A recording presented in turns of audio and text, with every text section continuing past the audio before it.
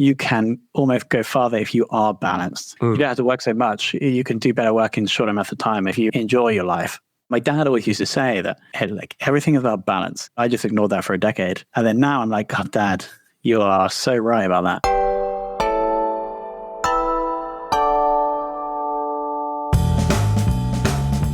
I have a intro for our very illustrious guest, Tom Hunt. I don't know if you remember, Tom, we actually met all the way back in 2014. Yeah, I do. I cold emailed you, I think.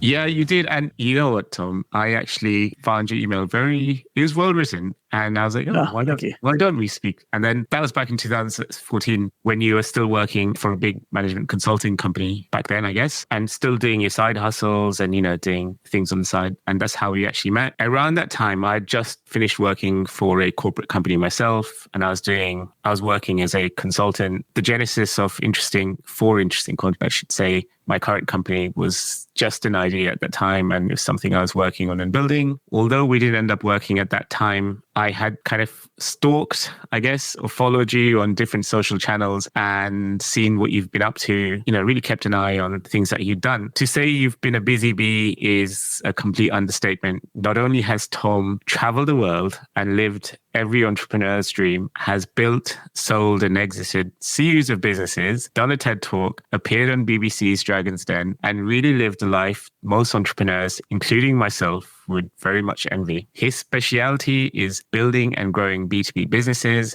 He has a degree in chemistry from Imperial College London, after which he went on to work as a management consultant in the City of London. Fast forward to 2020, he is a host of his own podcast for marketers called Bcast, and also the founder of Fame, which is a service which starts and grows the world's most profitable podcast for B2B businesses. Today, he's here to talk about the difference between knowing the path and walking the path. Welcome to the show, Tom Hunt. Thank you very, very much for the beautiful introduction. Very accurate. Everything is perfectly accurate in that. But we can get into the details on the show. It's just before this, when I was writing up your bio, I actually looked at I was watching your TED Talk from back in 2014. And you know what? A lot of the stuff that you've said is still relevant. And the themes that you discuss is very much pertinent for a lot of businesses and entrepreneurs and founders. How do you see that TED Talk yourself looking at it now? When was the last time you watched it? Yeah, no, I don't think I've ever watched it back once. I think, the themes are relevant because they were taken from every self-help book you've ever read. That was the point in my journey where I think at the start when you're getting into business and self-help, you get really excited about stuff and you think everyone should know about it and it will change the world. That's kind of what happened. And so that talk is really, I can't remember the exact sources, but it's like a summary of classic help stuff, which is essentially that if you're trying to achieve something, have a bias for action so you learn along the way.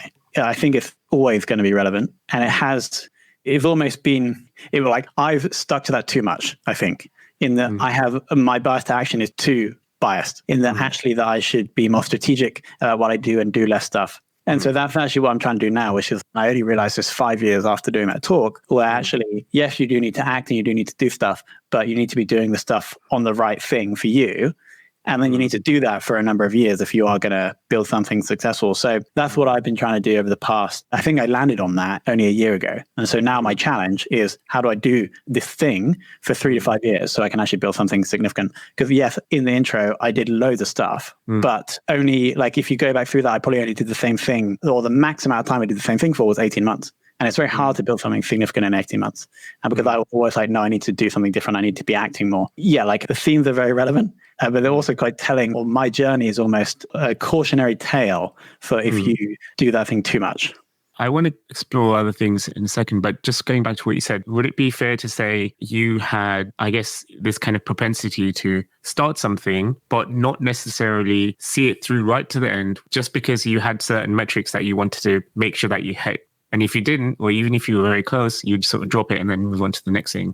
Yeah, it's probably, like an obsession with goals. And then if the thing wasn't up to the high standards you'd set the previous year, then you'd be okay, it must be the thing that's wrong. I need to change and do another thing, then I can achieve this goal faster. I think really what happened was that there was and maybe you could blame it on the media, that would be my excuse, in that you'll only read about entrepreneurial success, or you're more likely to read about an entrepreneurial success that happens overnight, like Instagram starting and selling for $1 billion after 18 months. And so I was like, well, if my bootstrapped online marketplace isn't worth $1 billion or even $1 million after 18 months, then it must be something wrong with the thing.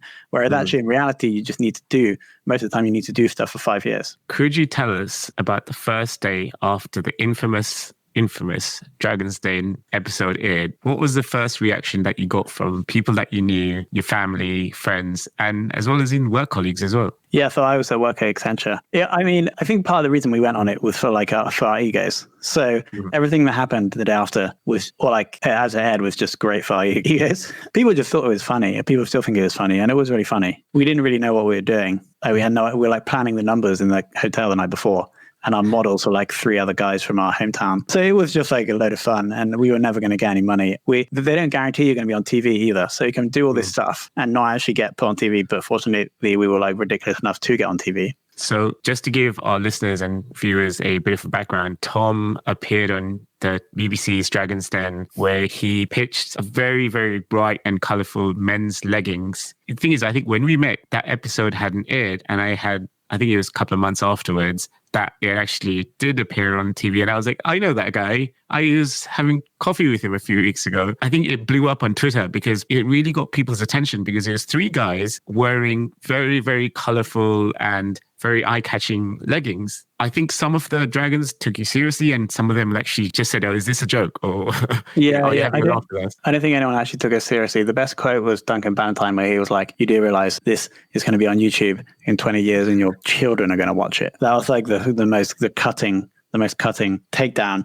People, if you Google Meggings Dragon's Den, you can find the video and watch it. But no, it was a great experience. And yeah, there was a lot of exposure afterwards. We got there was an article on Mail Online that got shared 66,000 times. That had a backlink straight to our homepage. So it was great. Like we were reaping the SEO benefits for years to come. There was obviously a big spike in sales. It was a great experience. Looking back at it, do you regret any of it? Would you go back and do something differently? I don't regret it at all. I think, so I was pushing. We started this in like 2013 on the side, me and my 2 best friends I was living with. And so I was like campaigning for my other 2 friends to like build this, spend more time, and then we can leave our jobs. That had never actually happened in the end. Would it have been a regret? I don't know if that's a business that we should have invested all of our time into. So maybe it's a good thing that we didn't. So no, I don't regret anything about that experience.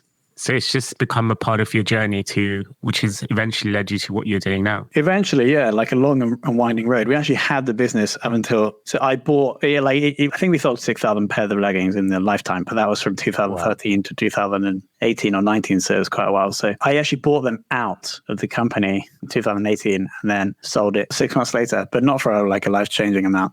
Because obviously we weren't making that much money. But yeah, it was a great experience. Looking through your LinkedIn, you've started multiple businesses, as well as exited some, as well as sold some, and just straight up shut down a few of these. What's been your biggest learnings from setting up companies and closing it down, or selling it, or exiting? Yeah, I think the first one is, as we've already discussed, if it isn't like blowing up in 1 to 2 years, then it doesn't mean that it's not going to work or even a good thing to be working on.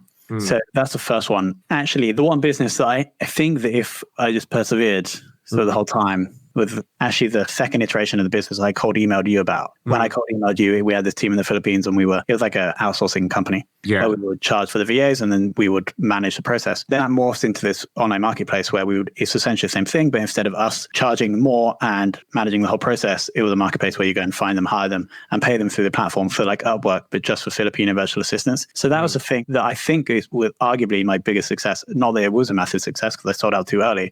I sold out after 14 months of doing that. And so the biggest learning, I think, so that was sold in end of 2016 or 17. I think if I just continually executed on that for the next 3 to 4 years, it could have probably been a significant business. So that's my biggest learning, is that you just have to do things for longer. Could you make an argument to say if you hadn't done that, maybe you wouldn't have stumbled upon some of the new ideas that the things that you're working on now? Yeah, for sure. Who knows what would have happened? Okay, so I want to go into more details about what you're doing now. Could you tell us a bit more about Fame? Yeah, so Fame is just like a marketing agency where we do one thing for our clients. that thing is we all set up Grow B2B podcast. Fame started because actually I, in 2019, had a job where I worked for a company that I had invested in. This is titled Head of Demand Generation. The best thing that we did, or I did during that year, and I'm really bad at being employed, so I wasn't amazing. But the best thing we did was we saw that one of the personas that the company was targeting is the persona is called sales operations, like someone who manages the sales team. One of these personas is like an emerging role, wasn't really any like media properties for this persona. So we were like, okay, the sales operations podcast, and it's called Sales Ops Demystified. I'm still actually the host. So we built a podcast. It was great. Some of the guests of the podcast came and bought their software. And so it's an extremely profitable podcast for them. When I was thinking about what to do after leaving, or as I was leaving, I was like, well, this process is working really well. So then we just went and sold that process to other companies. And so Fame is the result of that. So our first and our best client are a company called Ebster. And so now we just have a team where we run this process for 9 B2B businesses now, where we'll start and grow the podcast. Could you tell the audience why podcasts are more relevant than ever before and why it seems to be the fastest growing medium? I don't think I'm that smart. And so I don't think I can answer that question. But the reason why I started investing in this space and the reason why I am bullish like you in the medium is because you just see the most intelligent strategic thinkers in the world. These are the people, the strategy guys at Amazon, Google, Facebook, and Spotify are investing in audio. And so I started seeing that during 2019 as we started growing this podcast for my employer. And so if these guys are doing it, then clearly, and they're all doing it, clearly something is who's driving this. Do I know what that is? I don't really. I'm not sure the reasons why audio is going to be massive. Maybe you did though. Did you have the answer? I mean, so you're speaking to people, via Bcast, talking about what they're doing. And do you find that beyond just, helping companies have these conversations, you're also learning things from them? And I think perhaps that's why we love it, because something, I can listen to a podcast while I'm cleaning or cooking, and it's sort of a multitasky sort of activity to do that feels not as labor intensive as like going to a talk or going to a program or just taking a course. I think part of that is what the appeal is for people. Have you found you're also learning while, creating these podcasts? Yeah, I think you're totally right. With any like movement or trend, there's like multiple things that they're actually driving it. I think one is that the companies are investing in. I think two is that there is this like bigger drive towards self-help, which is a chunk of podcasts for people trying to improve or learn. There's also this hardware that's being produced to enable this, like the AirPods, like Alexa. So yeah, I think all of those factors are driving the growth. You know what, Tom? I was actually having dinner with a friend of mine who works for The Independent. Socially distanced, of course, before the haters get to me. She was saying that they are looking at investing a lot into podcasts for the next few quarters. Independently from that, I had a chat with someone who works at Google, who's like a mentor of mine. And he was saying, hey, look, start looking at audio more. And I was like, why do you say that? He's like, look, Google's making a huge bet on audio products for the next 5 years. So this is the space to be in. I was actually, I looked through my Instagram feed and, you're quite prolific on posting very transparent and very open content. And my interest was piqued because I was like, okay, invest in audio. And then I was like, okay, Tom Hunt, what's he up to these days? What new business has he started in the last 2 weeks or whatever that may be? So this kind of all clicked. And I was like, one of the reasons I wanted to get you on here is just because I wanted to find out what your view on this was. So yeah, you're absolutely right in terms of major, Alexa, Google Home, Facebook. I can't remember what the device is called, but everything seems to be kind of geared towards the audio experience. I think the point you brought up is quite interesting, Tom, in terms of how, beyond just the podcast, we forget that from what consumers invest in podcasts, people are like, okay, we can then create product around it. And it's that link between the stories that are being told, which can be, brand and marketing, and how the reception to that can then help create further product, which creates further jobs. So I think is a part of marketing. We don't really talk about that connectivity of if you amplify something and it creates sight for a gap in the market that can then be filled, and that also drives economy. And I think we don't talk about marketing often from that sense of how it actually contributes to, filling gaps in the market or showcasing gaps in the market because of consumer response to what's going on out there. Yeah, completely. The other question I want to cover, this is more kind of your relationship with business and metrics in a way. And before you mentioned what your view on how you see businesses, you've obviously set up and closed a number of businesses. What were the metrics that you relied on? Yes, of course, the financial metrics, I guess, as well as customer traction. Were there any other things that you'd look for, like clues that would give you an idea if something is along the right path? Yeah, I think I would fit it into 3 parts. So external information, both qualitative and quantitative. So an example of external quantitative would be revenue or like user signups. External qualitative would be if, for example, you're talking to the independent or Google and them telling you they're investing. And then, but then the third, I think, is potentially the reason that I maybe place too much importance on is internal, like how you feel about the thing. Do you think it is really, whether you enjoy it and do you think that you are good at it and it is the best place for you to spend your time? I think one of the reasons why I shut things down prematurely was because I wasn't in the right mental state. I would get too obsessed with it. I'd work every day for 6 months and then I wasn't that would result in me not enjoying it, obviously, because you can't enjoy doing something every day for 6 months. And then I would take that internal feeling and then be like, I shouldn't be doing this because I don't like doing it. The solution there is to take more time, take some time off and be more balanced, which is something that I'm also working on. So those are the three things. So numbers, external opinions, and then how you feel inside. I mean, does that come from your days as working for the management consulting companies in terms of, I guess you'd go out to businesses and advise them on things that you've just mentioned? So actually, in my role in the consulting companies, it was never that strategic. When you go in at the bottom, you're like a PM, or at least I was. Maybe other people aren't. But you're like the project manager, or you're like the admin person. You mentioned in your bio, you worked for the city and you got bored really quickly. What was the reaction when you first thought, you know what, this just isn't for me? How did you come to that conclusion? And what was the reaction of your friends and family when you decided, you know what, I'm going to quit my safe corporate role? Yeah, it never felt right. I remember getting on the train from Clapham to go to London Bridge to the UI Ernst & Young office, during the first week. And I just never felt right, wearing those clothes and getting on the train at that time. So there was always something that was lingering. And so my solution, I didn't really say anything to anybody, but my solution was I'll go to a different one and I'll get paid more. And so I moved from Ernst & Young to Accenture. And that was good for a little bit, but then obviously it was the same feeling. So it just never felt right. And then I think people kind of knew, it's very hard to show or hard to fake, or I find it hard to fake. So my kind of family and friends were like, okay, yeah, that totally makes sense. My parents were very happy that I got the job initially. I actually can't remember their reaction when I said, I'm leaving and I'm moving out of my flat and I'm flying. Where did I fly first? It might be Venezuela. Or I'm going, I know it was to Europe. It was to Prague or something. Yeah, I actually can't remember what their reaction was, but maybe I'll ask them at Christmas how they felt.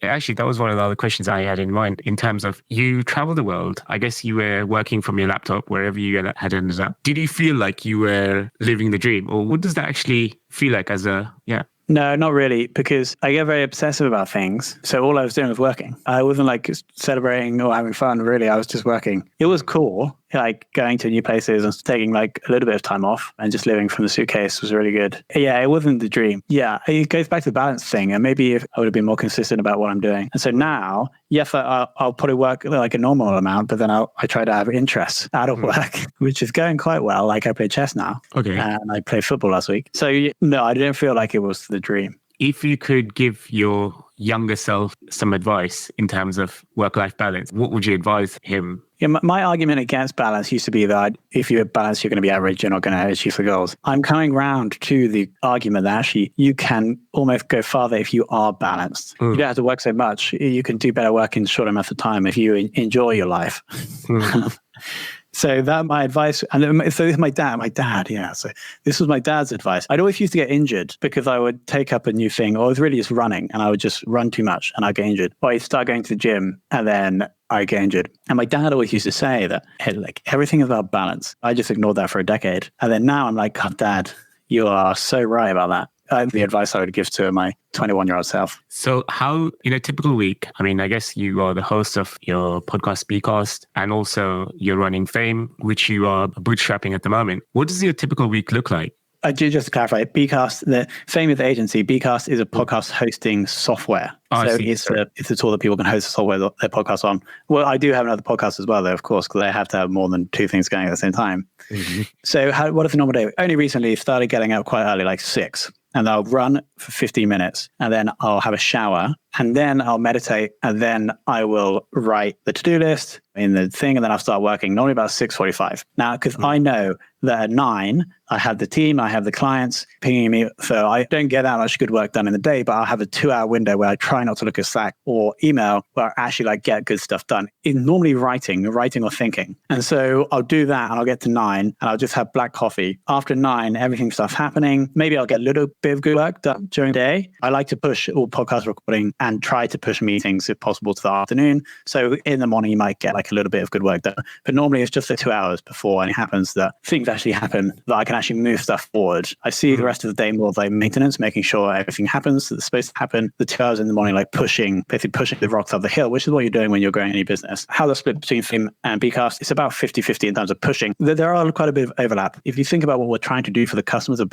both of those, is grow their B2B business with the podcast. There are overlaps with how, like, other things I do to push them forward. But yeah, that's how the day looks at the moment. How do you split your time between, do you just like prescribe yourself like a set number of hours, like a 40-hour week? And then, now that you realize that you need a healthy kind of balance, or do you actually tend to be very task oriented to say, okay, these are the things I need to get done. Once I do that, I'll go and either have a walk or go for a run or swim or play chess. I'll basically try and finish work at 5, but maybe it shouldn't be like that. Maybe it should just be once I've done these things. There's always more things that can be done. The point is, it's bad if you do more things because then you're going to hate your life and you're going to get burnt out. I try to finish at 5, and so 6 till 5 that's 11 hours. I don't really stop for lunch, but I'm not doing good work at all for 11 hours. I'm doing good work for like 3 hours. So maybe I could cut that down and finish at 4 and then have more time to like do fun stuff and enjoy my life. So that's a good point. I don't have a good answer to that question. From my side, yeah, I've started meditating in the mornings as well. This was directly as a result of the lockdown where I needed a change of scene, which I couldn't really have outside of my flat or just going around the block. And I started, I spoke to a friend of mine, Colin, and he gave me, he's been meditating for years and he's just like, look, just try it. Close your eyes and just think about nothing. That's incredibly hard to do. I started by doing it for 2 minutes at a time and then it increased to 3 to 4. And now, sometimes I get up to 5 to 10 minutes. I'm trying to get myself a minute every day so I can meditate for longer. And then I start getting on with my day. Nikki, do you have anything to say about it? I know that we're just talking here. Yeah, I did have a question. So in terms of doing the hard stop at 5, I think that's quite a challenging one, particularly because we're working from like our home spaces now and you're sort of like, you don't have to move as much. How did you get yourself to the point of saying, okay, it's this time and I'm going to make this cut off? And yeah, how did you get yourself to that point? Really good question. Like scheduling things in the evening helps. Like if you have to go and play football or meet a friend at 6 to go for a run, then you have to do that. So yeah, I don't have a good answer. It's more like you just have to do it. But planning stuff and social pressure can help. But you seem quite like a person who says go until stop, in terms of like if you look at something, a project life, you're like, I want to do this, and you can go for it. I know you've spoken about sort of regretting selling off some companies or not following through the idea, but have you ever thought of yourself as just a starter who's meant to pass the baton? Because you seem to work as a person who, can build something, but you don't have the steam to finish when your heart's not in it. So have you ever considered that? Maybe I'm just, No, this is in the relay race. This is a very good point, Nikki. Well done. Yeah, I think some people are better at founding companies than being a CEO and running them. I did get really good at founding companies, and I think I am really good at that stage. And so I don't see, there's 2 options. Either I just do that, and then maybe I work in a like accelerator where I help other companies get started, or I just build stuff and then pass them on. So that's one option where I only do that. Or the other option is that I try to challenge myself and keep doing something. That's the option that I'm taking because I do think that I can. Well, we're going to find out, right? I've been doing these 2 things for a year. Yeah, so I was like, okay, we're almost at the 18 months. Yeah, I know. But we're also going to be working differently. So the options for, how you can network to sell or push are different. So I wonder if this is, 2020 has been good for your type of work. Yeah, it's very, very well spotted. Right now, at the 12-month point, I admit we're not at the 18-month point, but I'm feeling confident that I can do these 2 things for the next 3 to 5 years. So we'll see if I'm going to do that or not. Maybe I should come on in a year and you can, actually, you check my LinkedIn to see if I'm doing 2 other things. And if I am, then there should be a punishment. If I'm not, then there should be a prize. We'll all go for a meal at Nando's. Yeah, sounds good. On Tom. But if you can manage it, then I'll get the meal. Sounds good. You can have everything you want. Do you think your space, the changing of space, has like sort of contributed to how you're working differently, and in a positive or negative or neutral way? Do you think that's just really changed how you approach your work?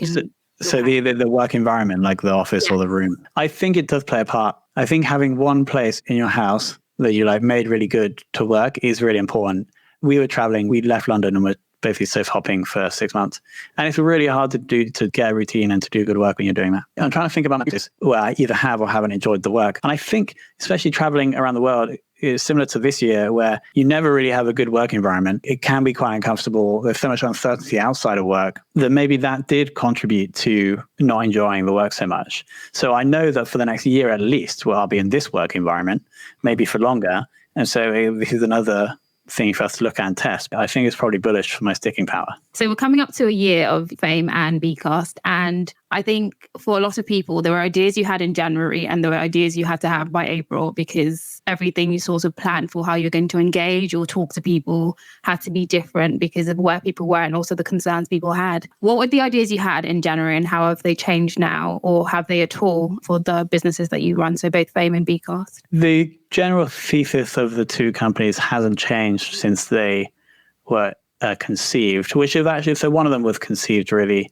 18 months ago. One of them, actually, they were both kind of conceived 18 months ago in August 2019. The thesis hasn't changed. Maybe like nuances in the marketing strategy or the product has obviously changed. We're still just doing the goal. They're exactly the same. We're still trying to do exactly the same things. And we're just getting slightly better every month, or I like to think we are getting slightly better every month, both in the marketing and on the product side. And this is really how you grow a good business. Unless you have some super innovative idea and you have the ability to execute on that idea and you raise loads of money, there's not going to be this big step change in the value that you can create for people that will drive massive growth. In reality, it's very incremental. And so that's what we are doing or have been doing since January. And that, I think, is the secret, which is something that I didn't really realize before. I used to think that you would spend some time building something, you put it in the market, you get massive growth and you sell, because that's what you read about on TechCrunch. Whereas actually, I think, especially with bootstrapped, not super innovative businesses like we have, it's just small incremental improvements. Interesting. I want to go back into what you were saying a bit earlier. And I think this is a TED talk that I had watched can't remember when it was, this whole year's a blur. It just basically said human beings, the mind is set up so you are at your best at certain points during the day. And you mentioned you're really, really concentrated and good for 3 hours a day maximum, or whatever that may be for you. Is this also when you come up with your best ideas? Because the number of companies you've set up and ideas you've had is probably more than anyone has in their lifetime. How did you come up with these ideas? And do you still have ideas for other businesses that you may want to do in the back of your mind? I think that the golden hours for me, as I said, like 7 till 9 in the morning, I think those hours could be good for ideas. I think those hours are best used or better used for execution. Ideas can actually, they don't have to be done in the golden hours. They can be done other times. I actually get really good ideas in the sauna. If I'm on my own in the sauna and I've just done exercise, then I get really good ideas. I think ideas, you don't have to be in this prime state to get the good ideas. In the bath as well, I get good ideas. How to have good ideas? I think the secret is reading. I've been like it's actually on and off, but I've read a lot since 2012, 13, really about like business marketing and self-help. I think the ideas or creativity, or a good definition I have of creativity in my head is just connection between different things. And for you to connect different things, you have to have things to connect from. And you build up that kind of knowledge, I guess, through reading.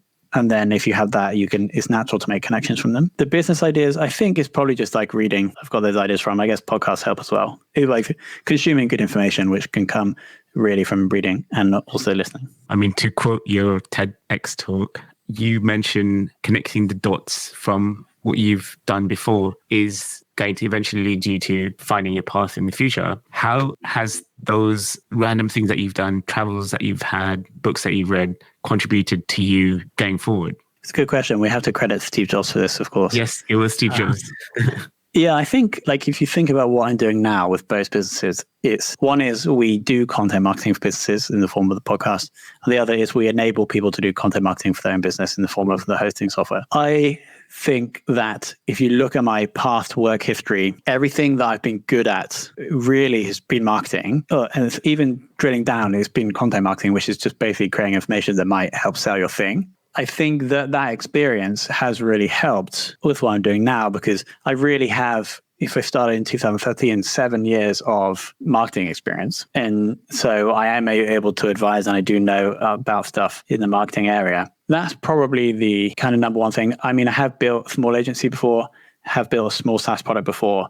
So that also helps, I guess, with what we're doing now. Another thing, what are some of the best or the most inspirational books that you've read? The one that comes to mind first is the book that kind of drove me to transition from the agency to that online marketplace was The Millionaire Fastlane by MJ DeMarco. Sounds really scammy, but it's a really good model for thinking about how to build a business or what a business is.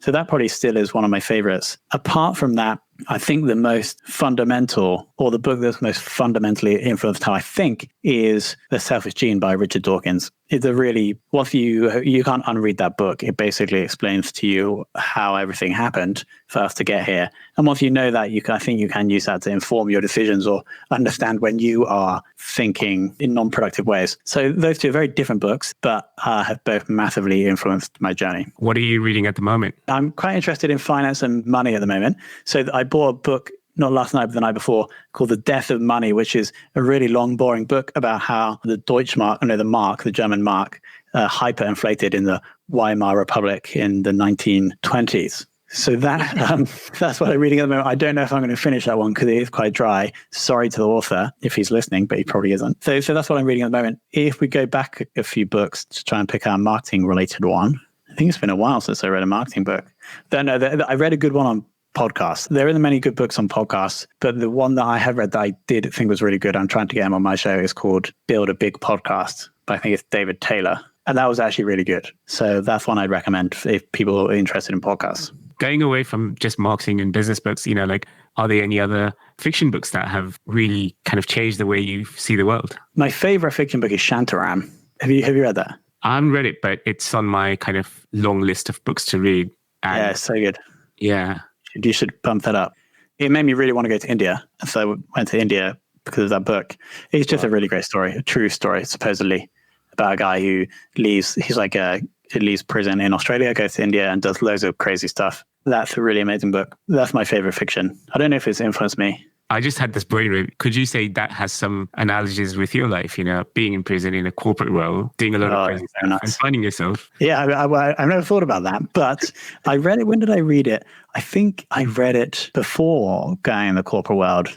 And so, yeah, I mean, that's a lovely parallel you just drawn there, Sud. So maybe that's why it connects so much. It's like, Buddha, he lived in a palace. He wanted to see reality for himself. So one day he snuck out and, he never came back. A bit like all the people in management consulting, I guess.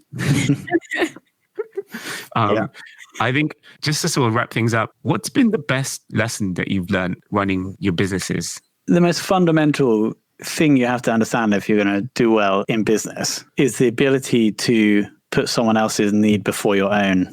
So if you do that in the short term, in the long term, you can ultimately win.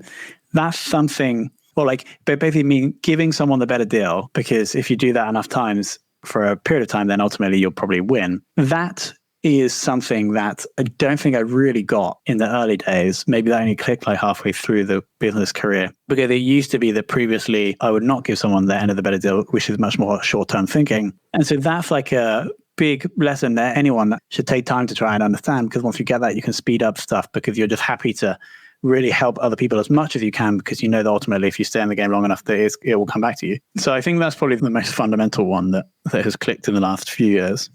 Well, that's a mic drop moment. Put that sound effect on.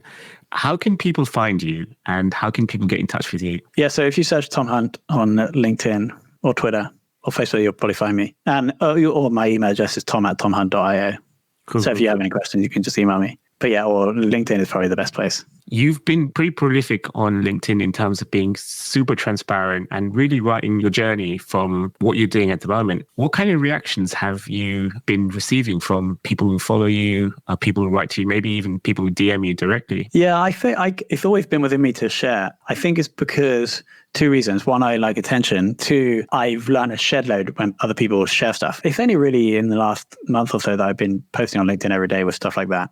I don't know if I've had any really good things happen. Maybe you have to do it for longer. But the best one I can remember, though, when I was growing Virtual Valley, which is an online marketplace that we've discussed, I did a podcast where every day I'd do a 10-minute episode and I'd talk about how it's growing. There's this guy that listened. I didn't actually know he listened. He emailed me afterwards thinking about raising money for the next thing. And he was like, I listened to your podcast for Virtual Valley for X amount of time. I think it was really great. I can invest in this thing for you. It never actually happened in the end. But that's a good example, I think, of sharing, being honest and open. It can really draw, a load of people will push away because they think you're an idiot or they think you're doing stuff wrong. But then there'll be probably a smaller group of people that will be attracted to that.